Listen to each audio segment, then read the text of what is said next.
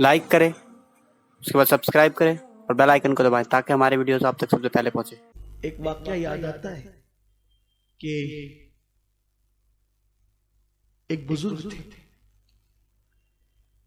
उनके पास एक शख्स गया कि हज़रत मुझे मुरीद होना है, आपसे मुरीद होना चाहता, बैत होना चाहता।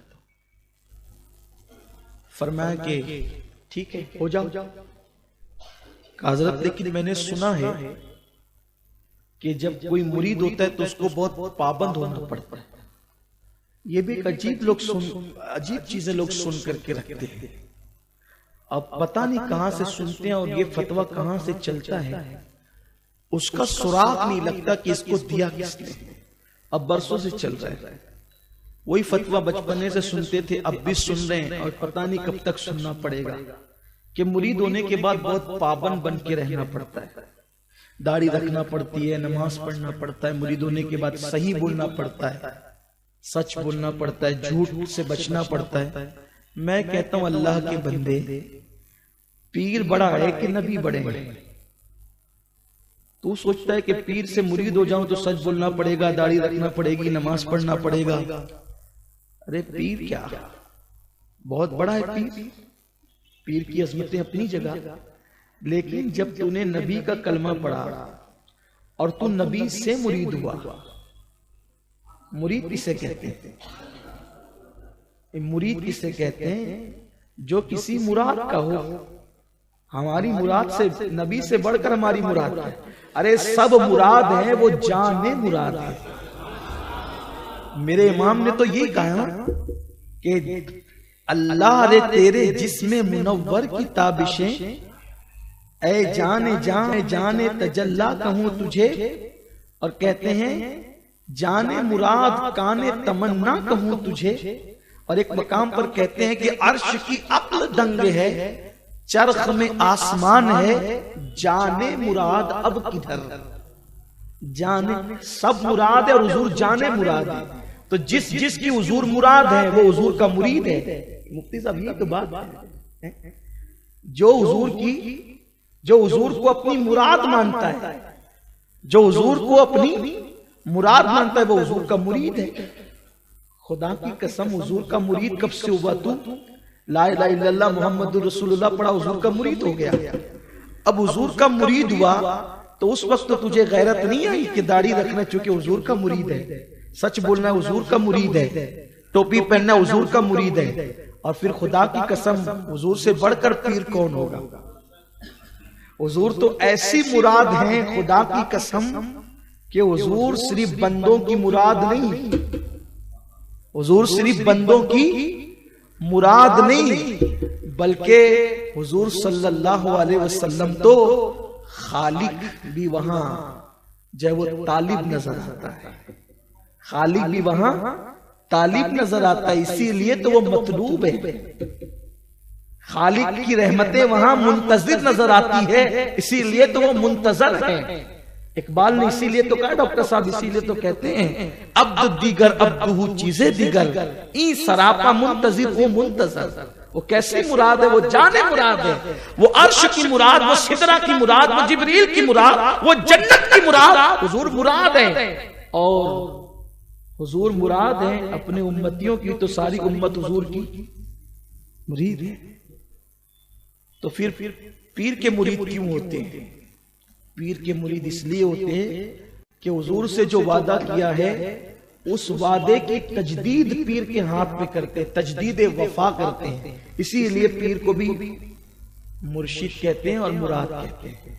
वो हुजूर से किए गए वादे की तजदीद कराता है।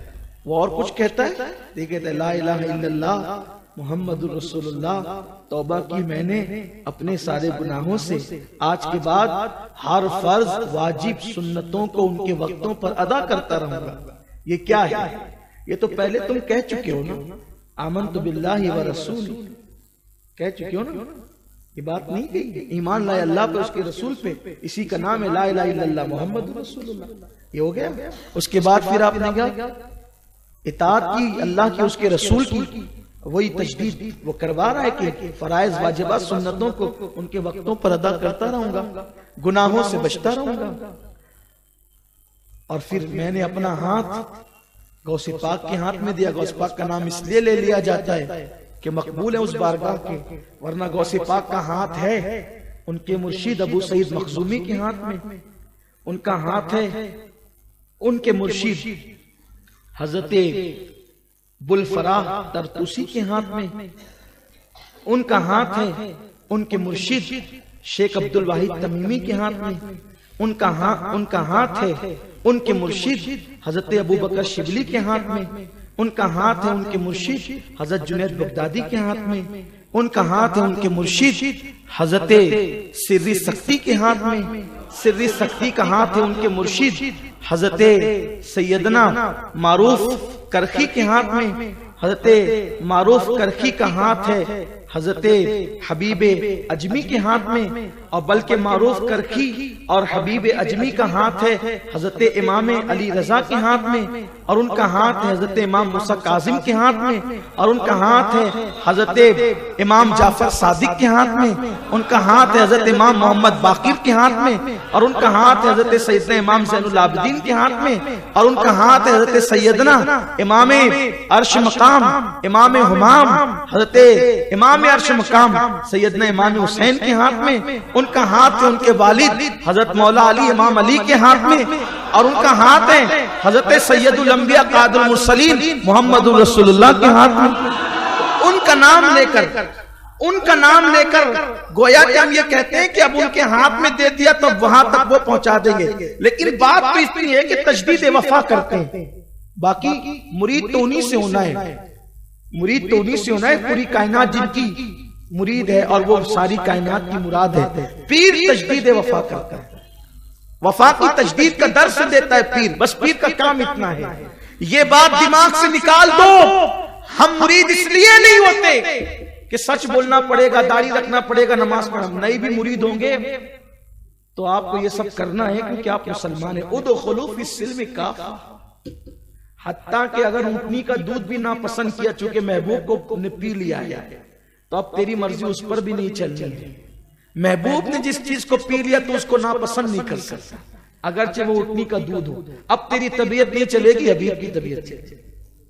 और जिन चीजों से दिल दूर भागता हो और वो हुजूर ने पसंद किया हो तो समझ लेना कि दिल के अंदर कोई ना कोई निफाक की बीमारी जरूर है। इसीलिए किसी ने बातों बातों में दस्तरखान पर कह दिया कि मैं कद्दू को पसंद नहीं करता, लौकी को। फारूक आजम ने तलवार उठाई और मैं तुझे कत्ल कर दूंगा। क्यों? क्योंकि तूने उसको नापसंद किया जिसको मेरे महबूब ने पसंद किया। बात सब्जी की नहीं है, बात सब्जी की नहीं है, बात सब्जी की नहीं है, बात महबूब की पसंद की है। अब बताएं, अगर सब्जी महबूब की पसंद हो जाए, उसको कोई नापसंद करे तो फारूक आजम उसकी गर्दन उड़ाने की बात करें। और हुजूर ने जिस अमल को पसंद कर लिया और उसको इबादत का दर्जा दे दिया, अब उस पर कोई अमल ना करे, उसको कोई नापसंद करे माज़अल्लाह, तो उसके दिल की कैसी बीमारी होगी। तो ये चीजें लोगों के दिमाग में, क्या मुरीद इसलिए नहीं होते कि दाढ़ी रखना पड़ेगी। मेरे अजीज, तू मुरीद नहीं भी होगा तो तू मुरीद हो चुका है, तू मुरीद हो चुका है।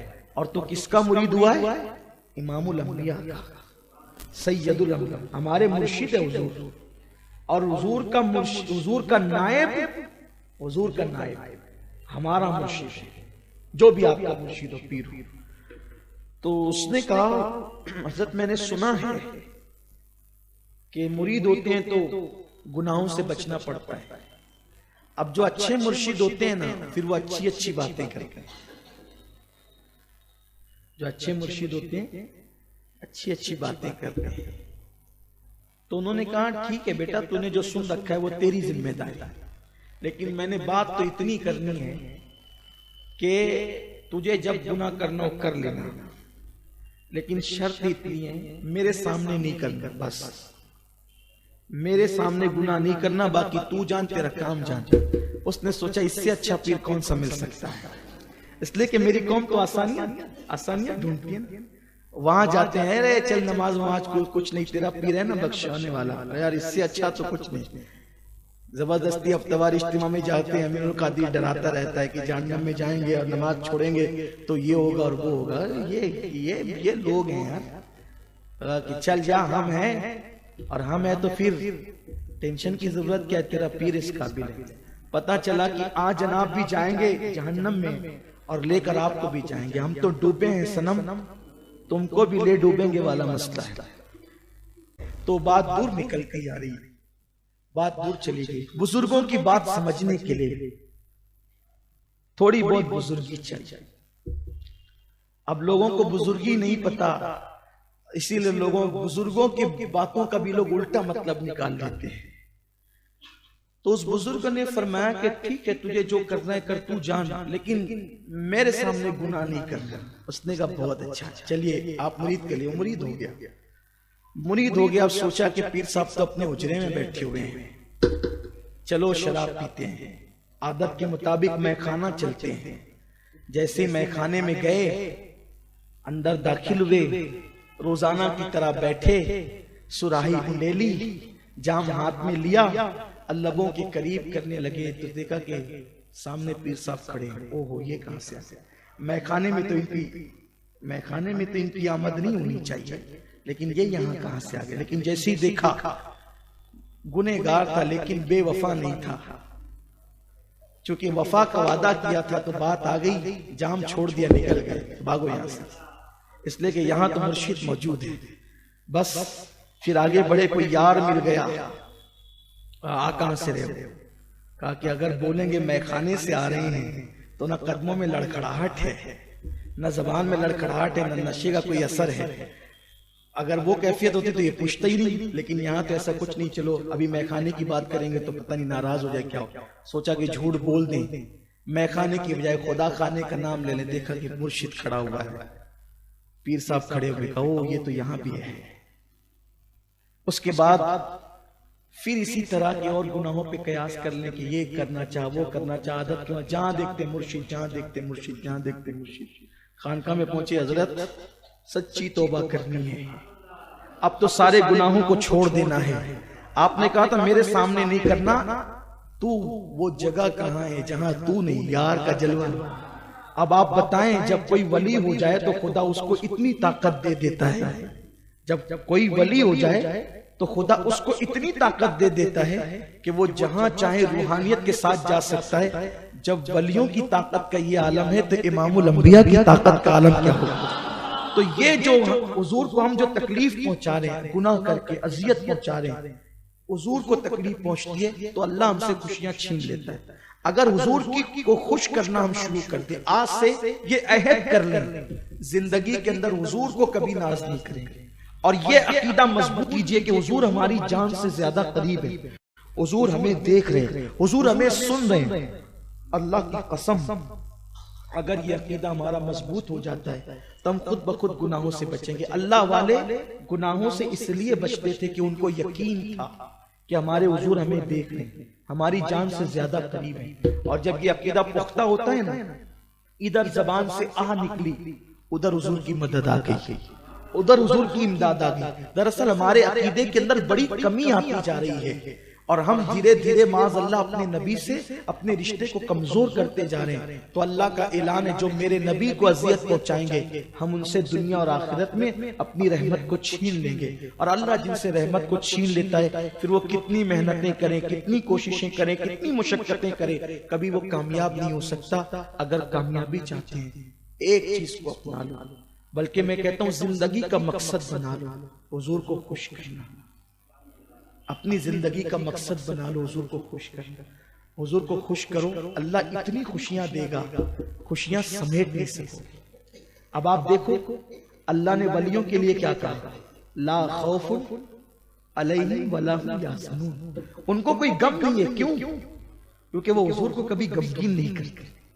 अल्लाह का वली हुजूर को कभी गमगीन नहीं करता, इसलिए अल्लाह ने उसको गमों से दूर कर दिया। अगर हम भी हुजूर अलैहिस्सलाम को तकलीफ न पहुंचाएं, अजियत न पहुंचाएं, गुनाहों से सच्ची तौबा कर लें। कोई कदम उठाने से पहले सोचें अपना ये उठने वाला कदम कहीं हुजूर को नाराज तो नहीं करेगा, कहीं हुजूर को तकलीफ तो नहीं पहुंचाएगा। फिर देखें आप, पैसों की बरसात होगी, इज्जत की बरसात होगी, दौलत की बरसात होगी, नेमत की बरसात होगी। वो कौन सी नेमत है जो नहीं मिलेगी? सैयदना सिद्दीक अकबर, सैयदना फारूक आज़म, सैयदना उस्मान गनी, मौला अली, ये क्यों इतने खुश थे? सहाबा क्यों इतने खुश थे? अल्लाह ने उनको कैसर और किसरा का ताजदार बनाया हुजूर के सदके में। बड़ी बड़ी नेमतें मिली, हुकूमतें मिली, इज्जतें मिली, रिफातें मिली, बुलंदियां मिली हुजूर के सदके।